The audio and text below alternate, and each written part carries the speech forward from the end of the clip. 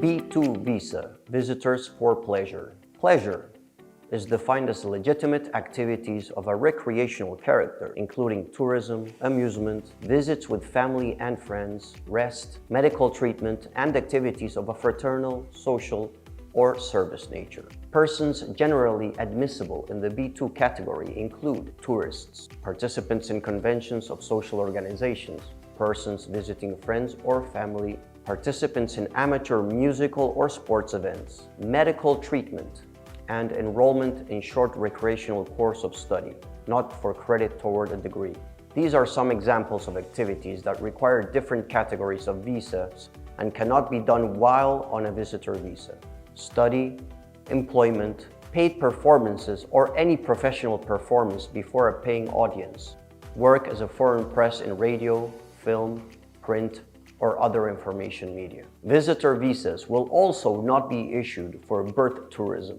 What about dual intent? B1, B2 visas do not allow dual intent. This means the visitor cannot pursue permanent residency in the United States while in B1, B2 status. For those investors that have filed an I-526 petition for an EB-5 visa, issues relating to entry may arise when applying for the B1, B2 visa.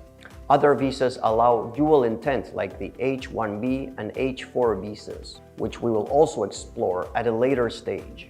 It's ultimately up to the consular officer to decide whether the purpose of the entry is legitimate. Seeking the assistance of legal counsel prior to filing an I-526 is always recommended. Visa validity and duration.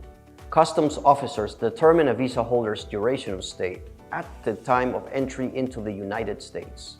The officer has discretion to grant a duration of stay up to 1 year, but most approved visits are authorized for shorter periods between 6 months and 1 year. The amount of time authorized will be indicated on the Form I-94 Arrival Departure Record. B-2 visitors are typically granted a duration of stay of 6 months. Foreign nationals may apply for an extension if necessary. Extensions of stay can be granted in increments of up to 6 months. In practice, extensions require extensive documentation explaining why the extension is necessary. The B1, B2 visa holder must depart the United States on or before the last day they are authorized on the Form I-94.